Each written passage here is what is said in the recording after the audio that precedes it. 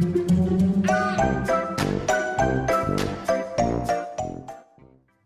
guys, Sandy here. Welcome back to the channel. Today I am using this mixed media stencil from Brutus Monroe.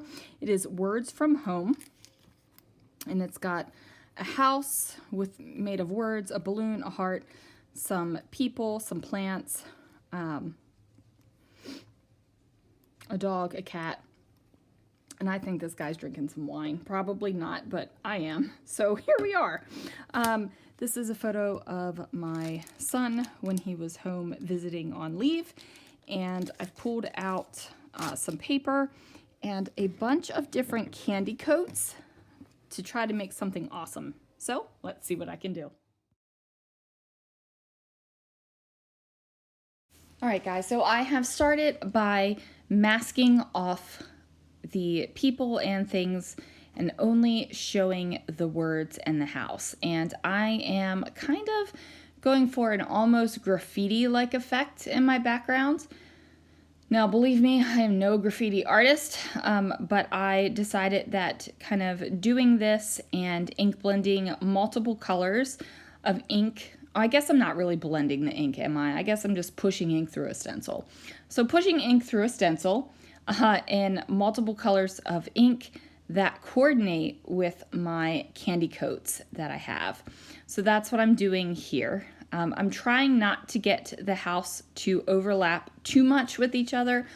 I do end up overlapping with the candy coat, so that isn't bothering me, but I do kind of want each layer to not overlap itself. Does that make sense? Like, I don't want the ink layers really overlapping ink layers, and I don't want the candy coat overlapping other candy coat. I hope that I am explaining that well enough.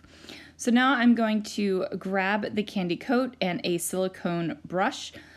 You could use a palette knife or a gift card or an old credit card, whatever works for you.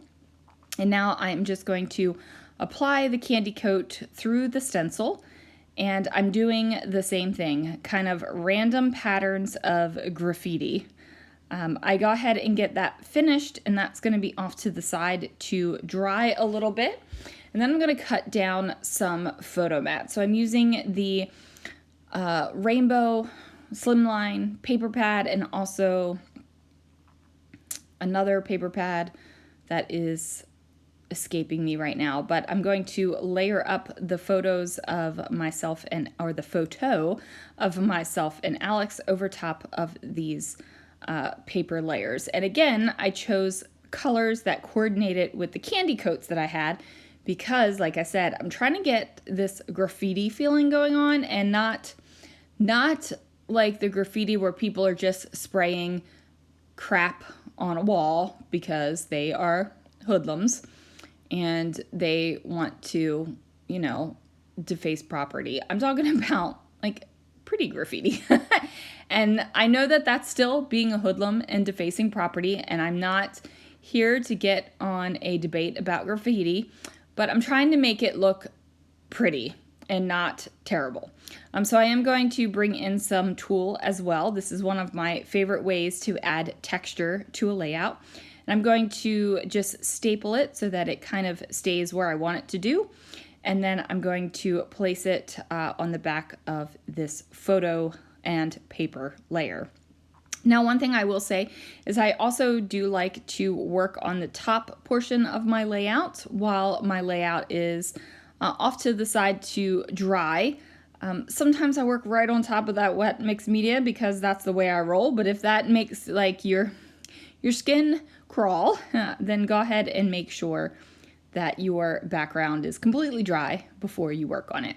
Now, I decided I was going to bring in that stencil one more time over my photo cluster, and this time I'm using the gilded, or is this gold? I can't remember if the glitter glaze is called gilded or gold, but it is the gold glitter glaze. And I go ahead and place that down, and I decide that I need a little bit of tearing around my edges. I need this to not be so kind of rigid. I want it to be a little bit more, you know, kind of woo and loosey.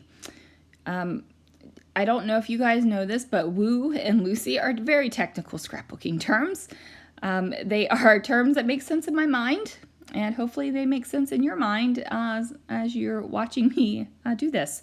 So I'm going to lay down the Easy Tear tape and just go ahead and push that down so that it is easy to pull off the backing. And then once I get those off, I'm going to put that torn edge on there. And I just like the way that that looks. It's a much more fun look than just having straight paper lines. So now I am taking some of the candy coat and I am watering it down.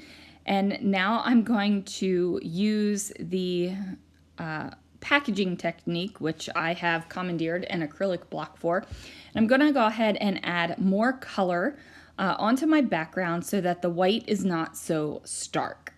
I'm going to do that with a couple of the colors just by adding water to it. It thins it out enough that you can tap your acrylic block and go ahead and get that beautiful kissing technique kind of on your paper.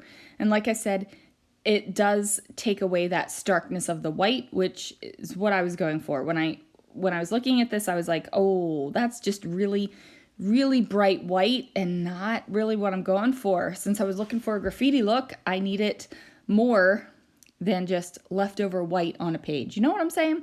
So now I'm going to add just a tiny little bit more of paper to my layout up here at the top. And that's just to give it a little extra oomph. And then I'm going to add a couple enamel dots, as you can see in the photos. And that is going to do it for this layout, you guys. Thank you so much for watching. Thanks for joining, and I will see you guys again real soon for another video.